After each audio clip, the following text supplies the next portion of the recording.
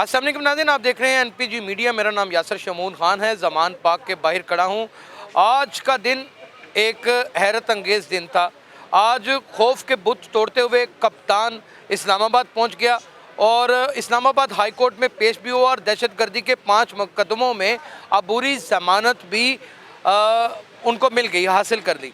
नाज़रीन, अब पूरी ज़मानत तो मिल गई है, लेकिन मुकदमात की फहरिस्त इतनी लंबी है कि अगर उनको गिना जाए तो आप उंगलियों के ऊपर गिन नहीं सकते।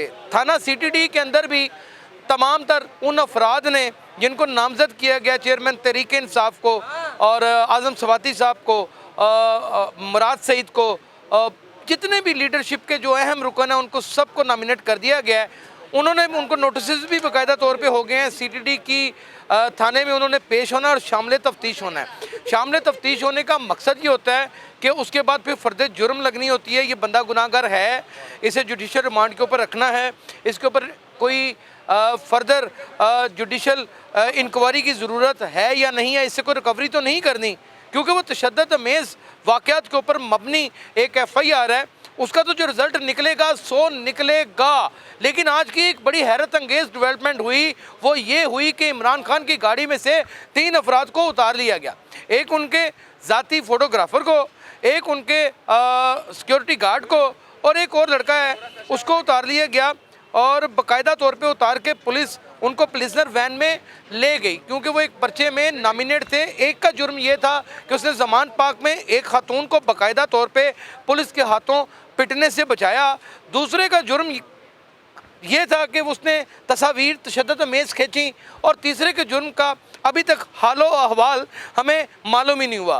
पुरानी डेवलपमेंट की जानिब अगर नज़र डाली जाए तो मज़र मशवानी कहाँ है कहाँ नहीं, लोग कहते हैं लापता हैं, लेकिन बहुत सारे ऐसे व्लॉगर्स दावा करते हैं कि वो किसी ख़ास जगह के ऊपर हैं, यानी कि गुमनाम जगह के ऊपर हैं। उस गुमनाम जगह के ऊपर जिनको ताकतवर हल्के कहा जा सकता है, लेकिन हमारे पास कोई उसकी निशानदेही नहीं है, इसलिए हम इसका अलम किसी सूरत नहीं उठाएंगे। हाँ, लोगों की सुनी सुनाई बात आप तक पहुंचाने की ज़रूर कोशिश करेंगे। एनालिसिस कीजिएगा। जो आज की डेवलपमेंट है, जो पाकिस्तान तहरीक इंसाफ के लिए कोई अच्छी खबर नहीं है, वो ख़तरनाक खेल जो माजी में भी खेला गया वो फिर से खेला जा रहा है। 13 रुकनी बेंच, 9 रुकनी बेंच, 5 रुकनी बेंच, 7 रुकनी बेंच और फिर उन बेंच के दरमियान चीफ जस्टिस के ख़िलाफ़ एक नई महाजराई उन्हीं जजेस के थ्रू जो सो मोटिव एक्शन लेने के ऊपर कह रहे हैं कि chief justice of supreme court बजाते खुद 1 मैन पावर शो नहीं कर सकेंगे। इसका क्या मतलब निकलता है? और अगर इस बात को समझा जा सके तो सारे ताने बाने मरियम नवाज़ की जानिब नाजरीन जाते हैं, और मरियम नवाज़ की जानिब अगर सारे ताने बाने जाते हैं तो हमें अता तारड़ के नाना दादा अबू, बाकायदा तारड़ जो सदर ममलकत भी रह चुके हैं, तारड़ साहब, रफ़ीक तारड़ साहब, वो याद आ जाते हैं, उनके ब्रीफ केस याद आ जाते हैं, हमें जस्टिस कयूम याद आ जाता है, हमें ख्वाजा शरीफ याद आ जाता है। तो अगर इन माजी के वाक़यात को आप याद रखें तो इसका मतलब कि जज फिक्सिंग पहले भी होती रही है, लेकिन इस दफ़ा जज फिक्सिंग नहीं है। हम अदालत की तौहीन अदालत नहीं कर रहे, लेकिन जो अदालत के माबैन आपस में तहफ़्फ़ुज़ात और आपस में उठने वाले सवालात ने जन्म ले रखा है, उसका बिला वास्ता अगर कोई शख्स मुतासर होता है तो वो चेयरमैन तहरीक इंसाफ इमरान खान है। उसकी तहरीक है कि इलेक्शन फ़ौरन से पहले होने चाहिए या नहीं।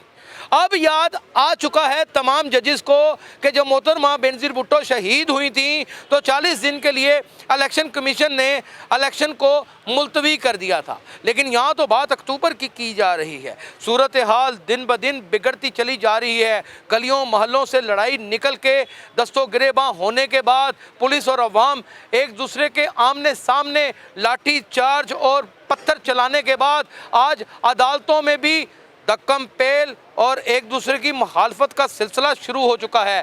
क्या इंसाफ फराहम करने वाले इदारे अब आपस में उलझेंगे या फिर उनको उलझाया जाएगा? अगर उलझाया जाएगा तो इनको उलझाने के पीछे कौन से अवामिल है और कार फरमा अफराद कौन हैं? क्या वतन अजीज़ पाकिस्तान ऐसी किसी भी हरकत का मुतहम्मिल हो सकता है जो अदालती बहरान का सामना कर सके?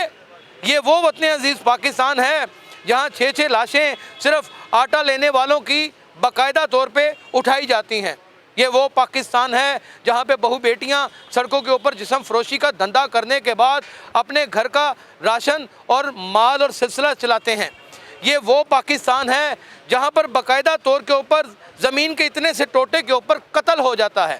ये वो पाकिस्तान है नाज़रीन जहाँ पे तलीम व तरबियत का अब दूर दूर कोई आसार भी नज़र नहीं आते। कब मुतहरक होंगे वो ताकतवर लोग और कब वतन अजीज़ की इस जानिब रखवाली कर सकेंगे कि आवाम भी बच जाए और अदालतें आपस में तसादम का बायस भी ना बने। अपना बहुत ख्याल रखिएगा। अल्लाह हाफ़िज़।